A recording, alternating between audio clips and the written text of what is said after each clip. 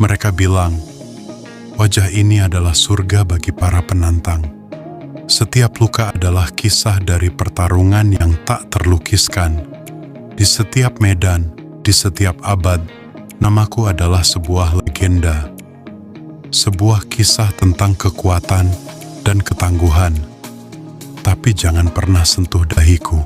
Terkadang, membiarkan luka terbuka di depan semua orang. Nggak semuanya menunjukkan keberanian. Terkadang, menahan adalah sebuah kekuatan. Kita untuk melindungi apa yang paling berharga.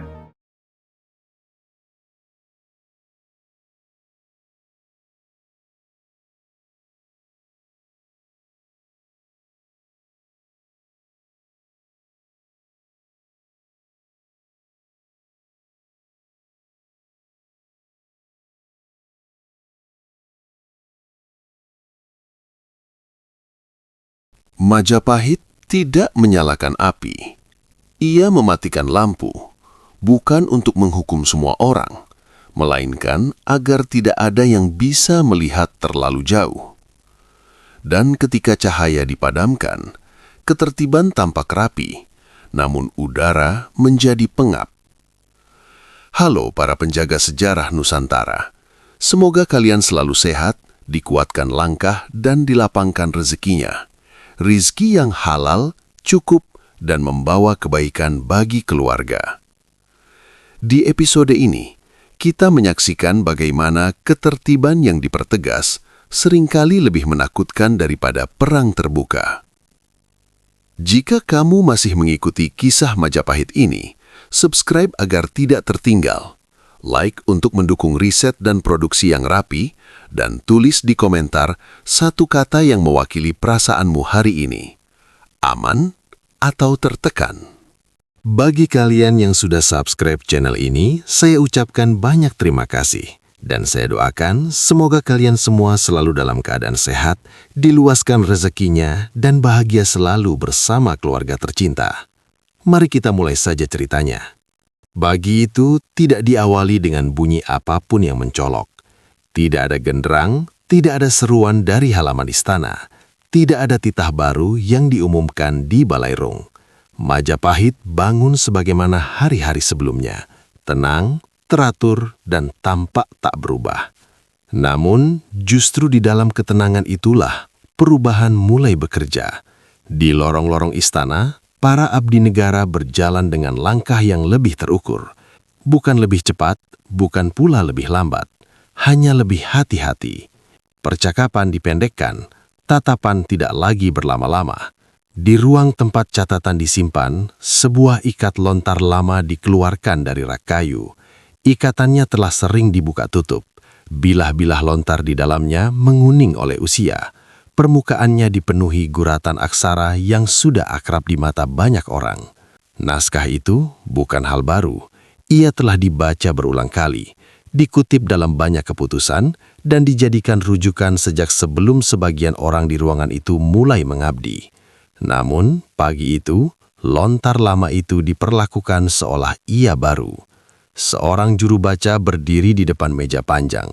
Ia membuka ikatan lontar dengan hati-hati, memastikan setiap bilah terbentang rapi. Tangannya bergerak pelan, seakan tahu bahwa setiap goresan di hadapannya menyimpan beban. Pasal tentang waktu tugas, jam mula, jam akhir, dan jeda antar kewajiban. Ia berhenti sejenak. Semua telah tercantum di sini. Lanjutnya, tidak ada perubahan aksara. Seorang pejabat yang telah lama mengabdi mengangkat dagunya sedikit. Jika tidak berubah, mengapa dibacakan kembali? Juru baca menoleh ke sisi ruangan. Di sana berdiri seorang pengawas istana, orang yang bertugas memastikan ketentuan dijalankan sebagaimana tertulis. Pengawas itu tidak menjawab, ia hanya mengangguk pelan. Karena mulai hari ini, jawab juru baca akhirnya, ketentuan ini harus dijalankan tanpa selisih tafsir. Kata-kata itu tidak diucapkan keras, namun semua yang hadir merasakannya, seperti bilah pintu yang ditutup perlahan, lalu dikunci tanpa suara. Pembacaan berlanjut. tentang cara menyusun catatan di atas lontar, tentang urutan penyampaian ikat lontar ke tangan berikutnya, tentang batas tindakan yang boleh diambil tanpa menunggu titah lanjutan. Jika catatan tidak lengkap, ucap juru baca, maka dianggap belum disampaikan. Jika suatu tindakan tidak tercantum di lontar, lanjutnya, maka dianggap belum diperintahkan. Jika keadaan belum diguratkan, katanya lagi, maka menunggu titah. Tidak ada penjelasan tambahan, tidak ada contoh, tidak ada ruang untuk bertanya panjang. Seorang juru tulis muda mengangkat tangan, ragu. Bagaimana jika keadaan di lapangan mendesak? Tanyanya pelan. Pengawas istana menoleh. Tatapannya tidak keras, tidak pula mengancam. Lapangan, jawabnya tenang, akan menunggu arahan. Keheningan menutup kembali ruangan. Di hari-hari sebelumnya, lontar-lontar seperti ini sering hidup berdampingan dengan kebiasaan tak tertulis. Ada ruang untuk menambahkan baris penjelasan. Ada celah untuk memberi catatan kecil di tepi bilah, sekadar agar maksudnya tidak keliru dibaca. Kini, ruang itu dipersempit tanpa satupun aksara baru ditambahkan. Di luar ruangan, perubahan itu menyebar bukan lewat titah, melainkan lewat cara orang menulis. Juru-juru tulis duduk lebih lama di depan bilah lontar kosong. Penggores di tangan mereka bergerak lebih lambat. Setiap aksara dipikirkan 2 kali sebelum diguratkan. Seorang juru tulis mendekati orang yang bertanggung jawab atas pekerjaannya, membawa seikat lontar yang belum diikat. Biasanya, katanya lirih, aku menambahkan baris penjelas di bagian ini. Orang itu membaca cepat, lalu menggeleng. Tidak perlu. Takutnya nanti maksudnya keliru. Penjelasan membuka tafsir, dan tafsir kini bukan sesuatu yang dicari. Juru tulis itu mengangguk. Ia kembali ke mejanya. Dengan hati-hati, ia menggores ulang aksara, meniadakan baris yang semula ia tuliskan. Bilah lontar itu kini lebih bersih, namun juga lebih sunyi. Hari itu, ikat-ikat lontar tampak lebih rapi dari biasanya. Namun kerapian itu dibayar dengan sesuatu yang tidak tertulis. Menjelang siang, pembacaan selesai. Tidak ada penutup yang mengguncangkan, tidak ada seruan. Semua orang kembali ke tugas masing-masing. Seorang pejabat yang telah lama mengabdi masih duduk sejenak. Ia menatap ikat lontar yang kini terikat kembali.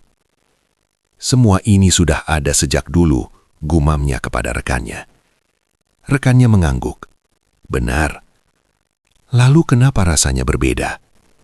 Rekannya menoleh ke sekeliling. Karena dulu, katanya pelan, lontar ini menjadi pegangan. Sekarang, ia menjadi batas. Mereka terdiam.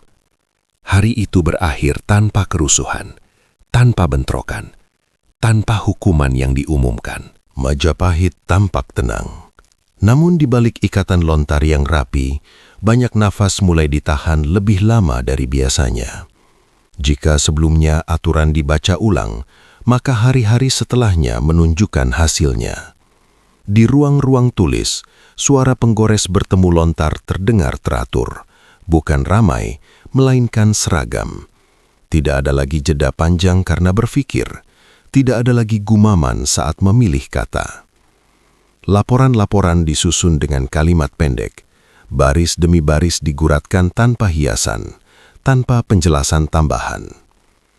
Seorang juru tulis menyerahkan ikat lontar kepada penyampai titah. Tidak ada catatan lain? Tanya penyampai itu. Tidak, jawab juru tulis. Semua yang tertulis hanya itu. Penyampai titah mengangguk, meski wajahnya tampak ragu. Ia terbiasa menerima lontar dengan catatan kecil di ujung bilah, penanda niat, peringatan halus, atau penjelasan yang tidak berani dituliskan terang-terangan. Kini, semua itu hilang. Di tangan para pengawas, lontar-lontar itu dibaca cepat, terlalu cepat. Tidak ada lagi kalimat yang mengundang tanya. Tidak ada ruang untuk membaca maksud di balik kata. "Ini rapi," ujar salah satu dari mereka. "Dan aman," jawab yang lain. Namun di lapangan, akibatnya mulai terasa. Sebuah persoalan kecil muncul, tidak tercantum di lontar, tidak pula dilarang. Para petugas lapangan berhenti. "Kenapa tidak ditangani?" tanya seseorang. "Tidak tertulis," jawab mereka. "Kami menunggu." Hari itu, Majapahit berjalan lebih lambat. Bukan karena ada yang menentang, melainkan karena semua orang memilih tidak melangkah lebih jauh dari aksara. Dan untuk pertama kalinya, ketertiban terasa seperti beban yang dipikul bersama, diam-diam, tanpa suara. Perubahan itu tidak datang dengan perintah tambahan. Ia datang lewat cara orang menulis. Di ruang-ruang tulis istana, pagi dimulai dengan suara yang sama setiap hari. Bunyi penggores menyentuh permukaan lontar. Namun kini, bunyi itu terdengar berbeda, lebih pendek, lebih terputus, lebih berhati-hati. Para juru tulis duduk berhadapan dengan bilah lontar kosong lebih lama dari biasanya, bukan karena mereka tidak tahu apa yang harus dituliskan, melainkan karena mereka terlalu tahu apa yang sebaiknya tidak dituliskan. Kalimat-kalimat dipangkas sebelum lahir, kata sifat dihilangkan, keterangan ditiadakan, yang tersisa hanyalah rangka peristiwa. Terjadi pergerakan di sisi barat. Tugas dijalankan sesuai ketentuan. Tidak ada gangguan yang tercatat. Seorang juru tulis menatap baris-baris itu lama. Tangannya masih memegang penggores, seolah ingin menambahkan satu kalimat lagi, sekadar menjelaskan mengapa pergerakan itu patut diperhatikan. Namun tangannya berhenti di udara. Ia teringat pembacaan ulang lontar. Ia teringat kata tanpa selisih tafsir. Dan perlahan, penggores itu diturunkan tanpa menambah apapun. Di meja lain, seorang juru tulis yang lebih tua mengikat sekumpulan lontar dengan tali tipis. Ikatan itu rapi, bahkan terlalu rapi. Tidak ada bilah yang menonjol, tidak ada catatan kecil di ujungnya. "Lontarmu bersih," ujar seorang penyampai titah yang datang mengambilnya. Juru tulis itu mengangguk. Begitulah yang diminta. Penyampai titah membalik satu bilah, lalu bilah berikutnya. "Biasanya kau memberi tanda kecil di sini," katanya pelan, menunjuk bagian ujung lontar. "Biasanya," jawab juru tulis itu. "Sekarang tidak." "Kenapa?" Juru tulis itu menatap ke arah meja pengawas yang berada di ujung ruangan. Karena tanda mengundang tanya. Penyampai titah tidak berkata apa-apa lagi. Ia mengikat ulang lontar itu dan pergi. Hari itu, laporan-laporan bergerak cepat, terlalu cepat. Tidak ada yang tertahan karena perlu penjelasan tambahan, tidak ada yang dipanggil kembali karena kalimat ganda. Semua tampak efisien, namun efisiensi itu datang dengan harga yang belum terlihat. Di ruang para pengawas, ikat-ikat lontar dibuka satu persatu. Mata mereka bergerak cepat mengikuti baris-baris aksara yang ringkas. "Ini jelas," kata salah satu. "Dan aman," jawab yang lain. Aman karena tidak ada satupun kalimat yang bisa disalahkan. Aman karena tidak ada tafsir yang bisa diperdebatkan. Namun justru karena itu, sesuatu terasa hilang. Seorang pengawas berhenti lebih lama pada satu lontar. "Biasanya ada penjelasan tentang latar," gumamnya. "Tidak lagi," jawab rekannya. "Mereka menulis sesuai aksara, bukan perasaan." Pengawas itu mengangguk, meski alisnya sedikit mengerut. Ia menutup lontar itu dan meletakkannya kembali ke tumpukan. Di lapangan, dampaknya mulai terasa. Sebuah persoalan kecil muncul di salah satu sudut wilayah. Tidak genting, Tidak pula sepele. Biasanya persoalan semacam ini ditangani cepat, lewat keputusan kecil di tempat, lalu dicatat belakangan. Namun kali ini, para petugas lapangan berhenti. Mengapa tidak diselesaikan? Tanya seorang abdi yang datang memeriksa. Karena tidak tercantum, jawab mereka. Tidak ada aksara yang mengarah ke sana. Apakah dilarang? Tidak. Lalu mengapa menunggu? Seorang petugas menjawab dengan nada datar. Karena menulis ulang lebih aman daripada bertindak lebih dulu. Masalah itu akhirnya dituliskan di atas lontar. Singkat, tanpa penjelasan. Lontar itu dikirim. Menunggu dibaca. Menunggu diikat. Menunggu dibalas. Sementara itu, waktu berjalan. Di istana, seorang penasihat membaca laporan-laporan baru. Tangannya berhenti di udara. Semua ini rapi, katanya pelan. Bukankah itu yang diinginkan? Tanya orang di seberangnya. Penasihat itu tidak langsung menjawab. Rapi, katanya kemudian, seringkali berarti tidak ada yang berani menunjukkan bagian yang kusut. Di ruang tulis, perubahan suasana semakin terasa. Para juru tulis tidak lagi berdiskusi tentang makna. Mereka hanya memastikan aksara benar, urutan tepat, dan ikatan kuat. Percakapan mereka berubah dari mengapa menjadi apakah sudah sesuai. Seorang juru tulis muda berbisik kepada rekannya, "Kalau semuanya ditulis seperti ini, apa gunanya kita belajar membaca tanda?" Rekannya tidak menjawab. Ia hanya menunjuk lontar kosong di hadapan mereka. Lontar yang menunggu diisi, tetapi juga membatasi. Menjelang malam, lampu-lampu minyak dinyalakan. Cahaya mereka memantul di permukaan lontar yang menguning. Bayangan aksara terlihat jelas, tegas, tanpa emosi. Majapahit tampak lebih teratur dari sebelumnya. Namun, di balik keteraturan itu, keputusan mulai berjalan lambat. Bukan karena ada yang menolak, melainkan karena semua orang menunggu aksara berikutnya. Dan untuk pertama kalinya, banyak yang mulai menyadari. Ketika laporan kehilangan nadanya, yang hilang bukan hanya perasaan, melainkan arah. Di ruang yang lebih dalam dari balairung, tempat suara tidak bergema dan langkah tidak terburu, tumpukan ikat lontar menunggu untuk dibuka. Gajah Mada duduk tanpa banyak gerak. Tangannya tidak langsung menyentuh lontar-lontar itu. Ia membiarkan keheningan bekerja lebih dulu, seolah ingin merasakan arah angin sebelum mengangkat layar. Seorang pembantu yang dipercaya berdiri di sisi ruangan. "Laporan-laporan hari ini," katanya pelan. "Semua sudah diikat." Gajah Mada mengangguk. "Letakkan." Ikat pertama dibuka. Bilah lontar terhampar rapi. Aksara-aksara tersusun pendek, tegas, tanpa lekukan penjelasan. Ia membaca cepat, terlalu cepat untuk sesuatu yang biasanya ia kunyah perlahan. Ia berhenti di ujung bilah. "Tidak ada catatan tambahan?" tanyanya. "Tidak," jawab pembantu itu. "Semua disusun sesuai ketentuan." Gajah Mada menghela napas, tipis. "Ketentuan," ulangnya. Ia membuka ikat berikutnya, lalu yang lain. Polanya sama, ringkas, bersih, aman. Aman karena tidak ada satupun kalimat yang berani berdiri terlalu jauh dari aksara yang diizinkan. "Apa pendapatmu?" tanyanya tanpa menoleh. Pembantu itu ragu sejenak. "Majapahit terlihat tenang," katanya akhirnya. "Terlihat," ulang Gajah Mada. Kata itu digesernya perlahan seolah mencari sisi lain di baliknya. Ia berdiri dan berjalan mendekati jendela kayu. Dari sana, halaman istana tampak teratur.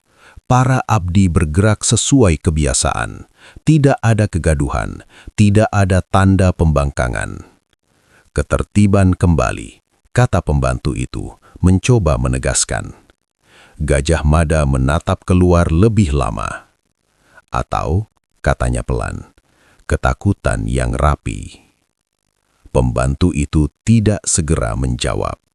Gajah Mada kembali ke meja. Ia menutup ikat lontar dengan hati-hati, seolah takut merusak sesuatu yang rapuh. Kita menarik rem, katanya, dan rem itu bekerja. Bukankah itu yang dibutuhkan? Tanya pembantu itu, agar tidak melaju terlalu cepat. Gajah Mada mengangguk tipis. Benar, tapi rem yang ditarik terlalu keras. Ia berhenti sejenak, tidak menghentikan kereta. Ia mematahkan porosnya.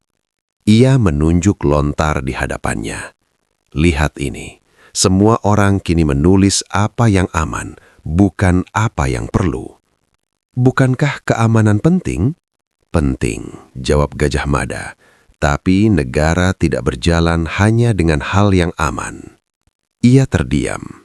Di matanya tampak bayangan masa lalu, hari-hari ketika laporan penuh dengan catatan kecil, tanda peringatan halus, dan keberanian untuk menyampaikan sesuatu sebelum terlambat. Dulu, katanya lirih, mereka menulis untuk memberitahu. Sekarang mereka menulis untuk melindungi diri. Pembantu itu menunduk. Apa yang harus dilakukan, Gusti? Pertanyaan itu menggantung lebih lama dari biasanya. Gajah Mada tahu jawabannya tidak sederhana. Melonggarkan ketentuan sekarang akan dibaca sebagai kelemahan. Membiarkannya berjalan akan membuat semua orang terbiasa menunggu, hingga suatu hari ketika menunggu tidak lagi menjadi pilihan. Kita tidak bisa melepas rem begitu saja, katanya akhirnya. Kereta bisa tergelincir. Lalu, kita pastikan, lanjutnya pelan, bahwa yang mengemudi masih bisa melihat jalan. Ia mengambil satu bilah lontar kosong yang belum diguratkan apapun. Jika aksara hanya mencatat apa yang sudah terjadi, katanya, maka negara selalu terlambat satu langkah. Pembantu itu mengangguk, meski jelas belum sepenuhnya memahami. Gajah Mada mengikat kembali lontar-lontar itu. Jangan umumkan apapun, katanya. Belum saatnya. Apakah kita akan mengubah cara penulisan? Tidak, jawabnya cepat. Belum. Ia berdiri tegak. Kita akan membaca lebih dalam, mencari apa yang tidak ditulis. Pembantu itu terdiam, menyadari beratnya tugas itu. Di luar ruangan, Majapahit tetap terlihat tenang. Lontar-lontar terus ditulis rapi, ketentuan terus dijalankan tanpa selisih. Namun di dalam diri Gajah Mada, sebuah garis tipis mulai terlihat, garis antara ketegasan dan kebutaan. Garis yang jika dilangkahi sedikit saja akan mengubah ketertiban menjadi beban yang tak lagi bisa diangkat bersama. Dan malam itu, untuk pertama kalinya sejak ketentuan diperketat, ia bertanya pada dirinya sendiri. Apakah ketenangan ini tanda kendali, atau tanda bahwa semua orang telah berhenti memberitahu sebelum terlambat? Istana tidak pernah benar-benar tidur. Bahkan ketika malam telah menutup halaman dan lampu-lampu minyak menyala satu persatu. Ada denyut yang terus bergerak di dalam dinding-dinding kayu dan batu itu. Langkah para penjaga terdengar lebih jarang, namun lebih terukur. Suara angin membawa bau minyak dan kayu tua, menyelip di sela-sela pilar. Di ruang dalam, tempat suara luar tidak berani masuk, Tribuana Tunggadewi duduk sendiri. Tidak ada balairung besar, tidak ada singgasana yang ditinggikan, hanya sebuah meja kayu rendah, lampu minyak yang nyalanya stabil, dan beberapa ikat lontar yang tersusun rapi di hadapannya. Ia tidak menyentuh lontar-lontar itu segera. Tangannya terlipat di pangkuan, punggungnya tegak, wajahnya tenang. Tenang yang tidak lahir dari ketiadaan masalah, melainkan dari keputusan untuk tidak membiarkan masalah menguasai dirinya. Beberapa hari terakhir, laporan-laporan datang dengan bentuk yang sama, ringkas, bersih. Tidak ada aksara yang berani melampaui garis yang telah ditarik. Ia membaca semuanya. Bukan sekedar membaca isi, tetapi membaca jarak. Jarak antara apa yang ditulis dan apa yang sengaja ditinggalkan. Tribuana membuka satu ikat lontar. Aksara-aksara itu rapi, goresannya hati-hati. Tidak ada cacat, tidak ada coretan ulang yang kasar. Rapi, gumamnya pelan. Seorang penasehat yang dipercaya berdiri ada ke belakang. Ia tidak berbicara sebelum diminta. Di istana, diam seringkali lebih berharga daripada pendapat yang tergesa. Tanya Tribuwana tanpa menoleh. Apakah ini yang kita inginkan? Penasehat itu menimbang jawabannya. Ketertiban sedang berjalan, katanya akhirnya. Tribuwana mengangguk pelan. Berjalan, ulangnya. Tapi kemana? Ia menutup lontar itu dan membuka yang lain. Polanya sama. Tidak ada laporan yang menyinggung kegelisahan. Tidak ada catatan yang memberi peringatan dini. Semua tampak seolah Majapahit berada dalam keadaan terbaiknya.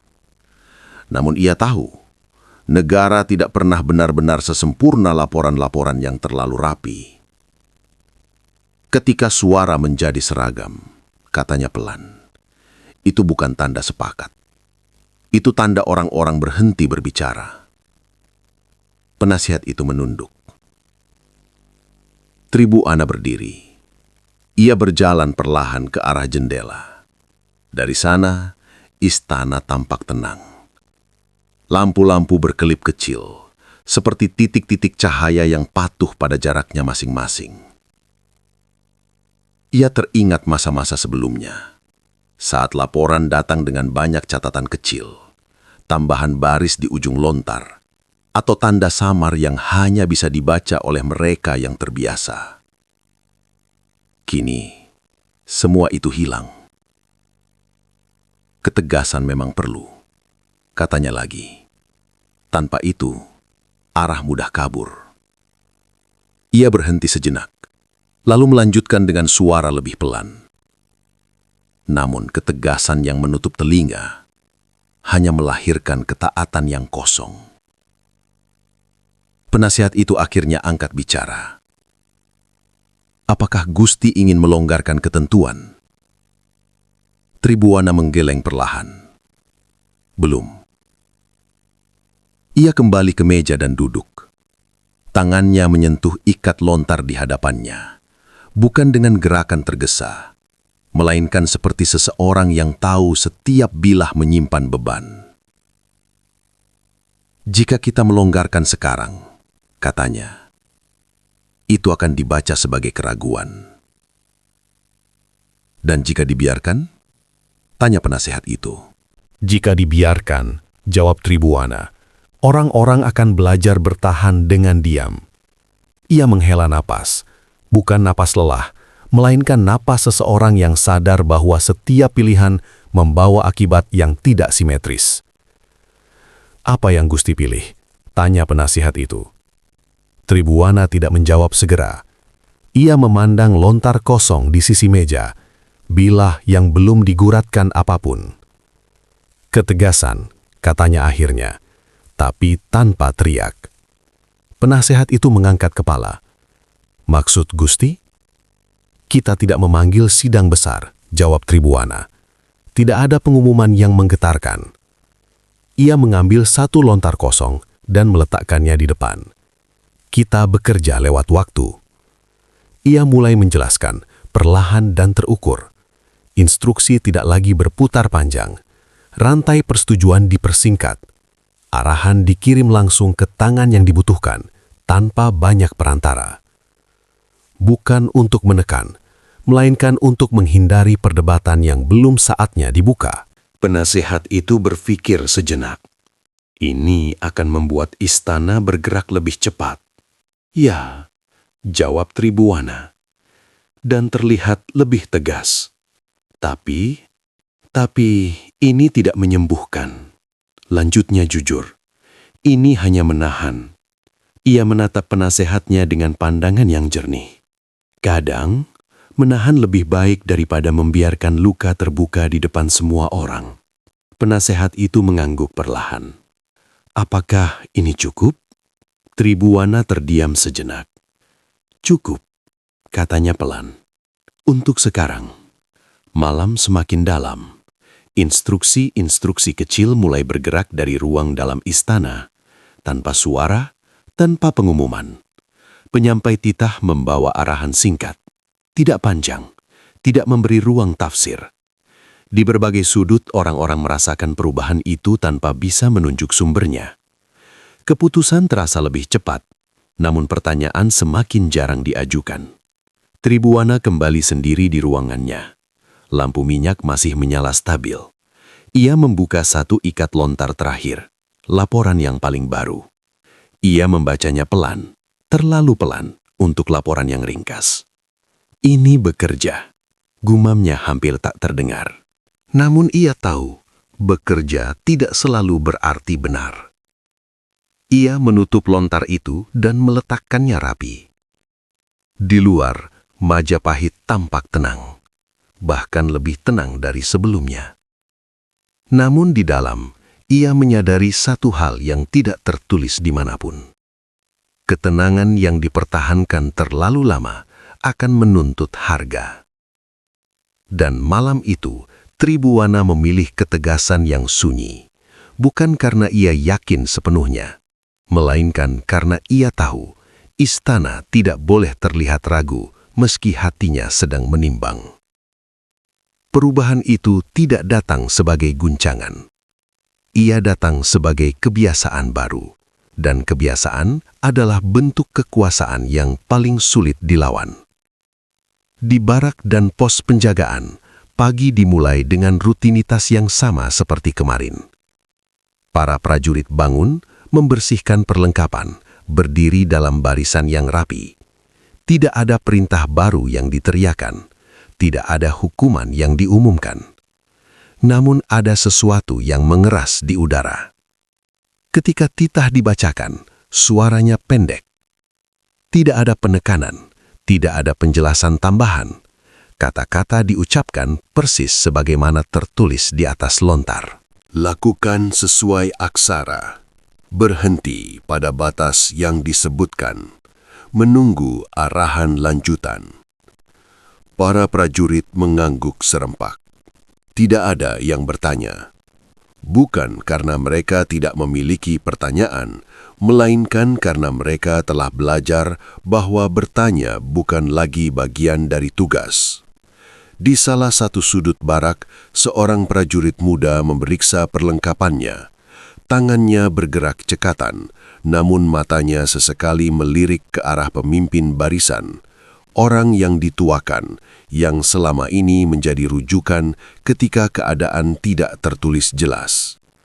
Biasanya orang itu akan memberi isyarat kecil, anggukan, gerakan tangan, sebuah petunjuk yang tidak pernah tercantum di lontar, namun dipahami bersama. Pagi itu tidak ada isyarat. Pemimpin barisan berdiri lurus, wajahnya datar. Tatapannya mengarah ke depan, bukan ke anak buahnya. Seolah ia sedang menjaga sesuatu, bukan barisan, melainkan jarak. Seorang prajurit mendekat dan berbisik. Jika nanti terjadi hal di luar kebiasaan, pemimpin barisan tidak menoleh. Kita menunggu. Berapa lama? Sampai ada aksara. Bisikan itu berhenti di sana. Di lapangan, kepatuhan literal mulai memperlihatkan wajahnya. Sebuah urusan kecil muncul, bukan ancaman, bukan pula gangguan besar. Biasanya, masalah seperti itu diselesaikan cepat dengan keputusan di tempat. Hari itu, para prajurit berhenti. "Mengapa kalian tidak bergerak?" tanya seorang abdi negara yang melintas. "Karena perintah berhenti di sini," jawab mereka serempak. Tapi keadaan berubah. Perintah belum. Abdi itu terdiam. Ia melihat sekeliling. Tidak ada yang membangkang. Tidak ada yang melawan, semua orang taat, dan justru karena itu, keadaan tidak bergerak. Masalah kecil itu dibiarkan menunggu. Menunggu ditulis, menunggu diikat, menunggu dibaca, menunggu dibalas. Sementara waktu berjalan. Di ruang tulis, lontar-lontar baru disiapkan, penggores bergerak pelan. Aksara ditulis hati-hati, seolah setiap goresan bisa menjadi batas yang tidak boleh dilampaui. Seorang juru tulis mengangkat kepala dari bilah lontar. "Apakah ini perlu ditambahkan?" tanyanya kepada petugas lapangan yang datang melapor. Petugas itu ragu. Tidak tercantum.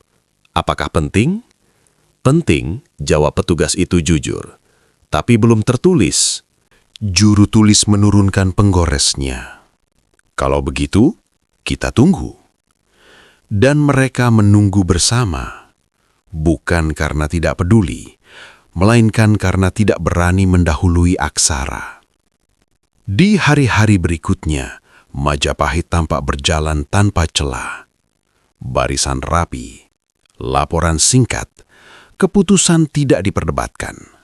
Dari luar, semuanya terlihat terkendali. Namun di dalam, denyut kehidupan mulai melambat. Orang-orang yang biasanya bergerak cepat kini berhenti di batas terdekat. Mereka tidak lagi mencari jalan memutar ketika jalan utama tertutup. Mereka tidak lagi memberi peringatan dini. Bukan karena mereka bodoh, bukan karena mereka malas, melainkan karena mereka telah belajar satu hal. Keselamatan ada pada kepatuhan yang persis, bukan pada inisiatif. Seorang pemimpin barisan duduk sendiri di tepi barak saat senja. Ia menatap tanah, mengingat hari-hari ketika ia harus mengambil keputusan cepat demi anak buahnya. Kini, ia tidak lagi melakukannya. Bukan karena ia lupa caranya, melainkan karena ia tahu resikonya.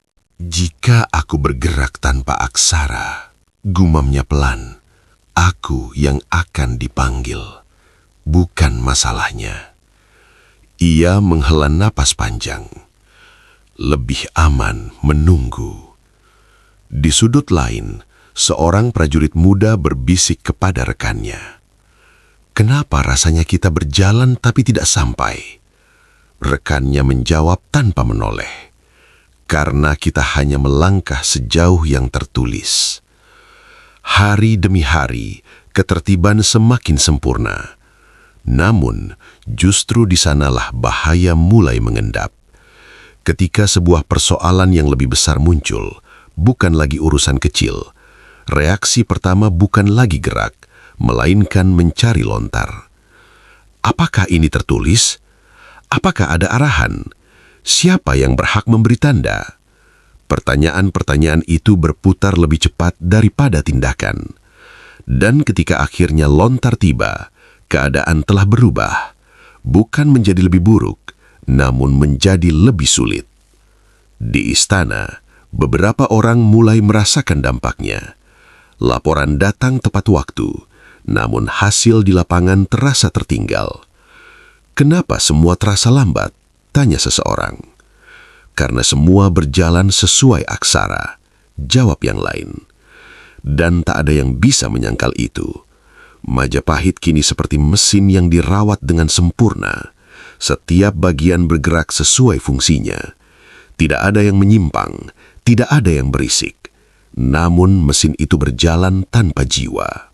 Ia tidak lagi mengenali getaran kecil yang menandakan masalah awal. Ia hanya bereaksi ketika semuanya telah tertulis jelas, ketika jarak antara sebab dan akibat sudah terlampau jauh. Dan disitulah, untuk pertama kalinya, sebagian orang mulai bertanya dalam diam, apakah ketertiban ini masih menjaga Majapahit atau justru membuatnya tak mampu bergerak saat benar-benar dibutuhkan? Pertanyaan itu tidak dituliskan, tidak diguratkan di lontar manapun, namun ia hidup di sela-sela kepatuhan yang terlalu sempurna. Awalnya, semua masih bisa dijelaskan. Keputusan yang datang sedikit terlambat disebut kehati-hatian, tindakan yang tertunda disebut kepatuhan, ketiadaan inisiatif disebut keseragaman yang sehat. Dan karena tidak ada kegaduhan, tidak ada darah, tidak ada teriakan, banyak orang memilih percaya bahwa semuanya baik-baik saja. Namun waktu memiliki cara sendiri untuk membuka tabir. Di satu sudut wilayah, sebuah urusan yang selama ini dianggap kecil mulai membesar, bukan karena niat buruk, melainkan karena ditinggalkan terlalu lama. Biasanya, masalah seperti itu diselesaikan oleh petugas lapangan dengan keputusan singkat, cukup satu langkah, satu arahan kecil, lalu dicatat belakangan. Kali ini, Tidak. Para petugas berdiri di batas yang sama, menunggu aksara yang tak kunjung tiba. "Apakah ada lontar?" tanya salah satu. "Belum," jawab yang lain. Lalu, kita menunggu. Hari pertama, menunggu masih terasa masuk akal. Hari kedua, menunggu mulai terasa berat. Hari ketiga, menunggu berubah menjadi beban yang terlihat oleh semua orang. Keluhan mulai muncul, pelan, terputus, dan hati-hati. Tidak ada yang berani mengarahkannya ke istana. Keluhan itu berhenti di antara sesama, di sudut-sudut yang tidak dicatat. Di istana, laporan-laporan tetap datang tepat waktu. Ikat lontar tersusun rapi, aksara singkat, jelas, dan aman. Tidak ada gangguan, demikian bunyinya. Situasi terkendali. Namun beberapa orang mulai merasakan ketidaksesuaiannya. Seorang penasehat membuka satu ikat lontar, lalu yang lain. Ia membaca cepat, lalu membaca ulang lebih pelan. Tidak ada yang salah dengan aksaranya, semua sesuai ketentuan. Justru itulah yang mengusiknya. "Kenapa semua ini terasa datar?" gumamnya. Ia menutup lontar dan menatap meja kosong di depannya. Negara yang hidup, katanya pelan, selalu meninggalkan jejak emosi di laporannya. Kini jejak itu hilang. Di lapangan, akibatnya mulai tak bisa disembunyikan. Ketika sebuah persoalan yang lebih besar muncul, bukan lagi urusan kecil, reaksi pertama tetap sama, mencari lontar, bukan mencari jalan. Para pemimpin barisan menoleh ke arah yang sama, bukan ke keadaan di hadapan mereka. Apa tertulis? Belum. Maka kita tunggu. Namun persoalan itu tidak menunggu. Ia berkembang pelan, lalu tiba-tiba terasa berat. Bukan bencana, belum, tetapi cukup untuk memperlihatkan celah. Beberapa orang mulai bertanya, bukan dengan suara, melainkan dengan tatapan. Kenapa tidak bergerak? Kenapa dibiarkan? Jawaban yang datang selalu sama, diucapkan tanpa emosi. Karena belum ada aksara. Di ruang dalam istana, Majapahit mulai merasakan gema yang berbeda, bukan suara protes, melainkan jarak. Keputusan-keputusan kini memang lebih cepat sampai ke tangan tertentu, tetapi dampaknya terasa lebih lambat di lapangan. Ada sesuatu yang tidak lagi bertemu di tengah. Seorang penyampai titah kembali dengan wajah lebih muram dari biasanya. Ia menyerahkan ikat lontar kepada pengawas. "Sudah dijalankan?" tanya pengawas itu. "Sudah," jawabnya, persis seperti tertulis. "Lalu kenapa hasilnya tidak seperti yang kita harapkan?"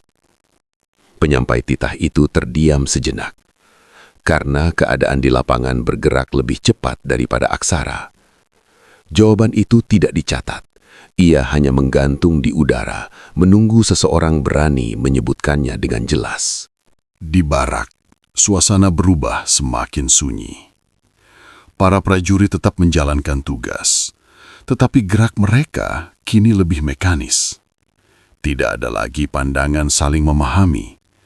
Tidak ada lagi isyarat kecil yang dulu menjadi pengikat barisan. Seorang prajurit muda akhirnya memberanikan diri berbicara kepada orang yang dituakan di barisannya. "Apakah kita benar melakukan ini?" tanyanya pelan. Orang itu tidak langsung menjawab. Ia menatap jauh ke depan, ke arah yang tidak sedang mereka hadapi. "Kita melakukan apa yang tertulis," katanya akhirnya. "Itu cukup?" "Untuk selamat," jawabnya. Jawaban itu tidak menghibur siapapun. Hari-hari berikutnya, hasil dari ketertiban yang dipertegas semakin jelas terlihat. Keputusan yang seharusnya sederhana menjadi berlapis. Masalah yang bisa selesai cepat menjadi menumpuk. Kepercayaan yang tidak pernah tercatat di lontar mulai menipis. Bukan karena ada yang melanggar, bukan karena ada yang berkhianat, melainkan karena semua orang berhenti memberi lebih dari yang diminta. Di istana, seorang pejabat lama berbisik kepada rekannya. Ini bekerja. Rekannya menoleh, ragu. Bekerja untuk apa? Untuk menjaga ketertiban. Dan setelah itu, pejabat itu tidak menjawab, karena pertanyaan itu tidak memiliki jawaban di lontar manapun. Malam tiba dengan tenang. Lampu-lampu minyak menyala seperti biasa. Dari luar, istana tampak kukuh, tertata, dan aman. Namun, di dalam, garis-garis halus mulai terlihat. Bukan retakan besar, belum, melainkan jarak kecil yang terus melebar antara mereka yang menulis dan mereka yang menjalankan, antara pusat dan lapangan, antara ketentuan dan kenyataan. Majapahit memang tidak berperang, tidak ada bentrokan, tidak ada darah yang tumpah, namun hasilnya kini tampak jelas. Ketertiban yang terlalu sempit tidak menghancurkan dengan ledakan. Ia mengikis perlahan, sampai suatu hari yang tersisa hanyalah struktur tanpa kepercayaan. Dan di akhir hari itu, ketika ikat-ikat lontar disusun kembali dengan rapi, beberapa orang menyadari satu hal yang tak tertulis. Majapahit aman, namun ketegangannya telah menetap. Bukan di gerbang, bukan di barak, melainkan di antara baris-baris aksara, di ruang sunyi tempat orang-orang memilih patuh, karena itulah satu-satunya cara untuk bertahan. Ketertiban yang dipertegas memang menghentikan gejala, namun ia jarang menyentuh sebab. Dan ketika sebab dibiarkan hidup di balik kepatuhan yang sempurna, yang diuji bukan lagi aturan, melainkan hati manusia. Majapahit tidak runtuh malam itu. Tidak ada api, tidak ada teriakan, tidak ada darah. Yang terjadi justru sebaliknya. Semuanya berjalan terlalu rapi. Perintah ditaati tanpa tanya. Aturan dijalankan tanpa tafsir. Dan setiap orang melakukan persis apa yang tertulis. Tidak lebih, tidak kurang. Dari luar, itu tampak seperti kemenangan ketertiban. Namun, sejarah tahu, negara tidak pernah runtuh karena terlalu banyak suara. Ia runtuh ketika tak ada lagi yang berani berbicara. Majapahit aman, tetapi di balik keamanan itu, sesuatu mulai hilang. Perlahan, sunyi, dan hampir tak terasa. Bukan pemberontakan, bukan pengkhianatan, melainkan kepercayaan. Dan ketika kepercayaan menipis, ketertiban hanya tinggal bentuk tanpa jiwa. Di episode berikutnya, ketertiban yang diperketat tidak lagi menyatukan. Ia mulai membelah, bukan dengan panji, bukan dengan senjata, melainkan dengan pilihan diam. Siapa yang bertahan dan siapa yang diam-diam bersiap melangkah. Subscribe agar tidak tertinggal kelanjutannya.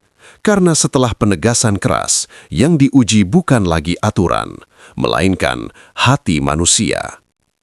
Tulis di komentar, menurutmu ketegasan itu perlu, tapi sampai di mana? Like jika kamu merasakan tekanannya, dan sampai jumpa di episode berikutnya. Terima kasih sudah menonton. Wassalamualaikum warahmatullahi wabarakatuh.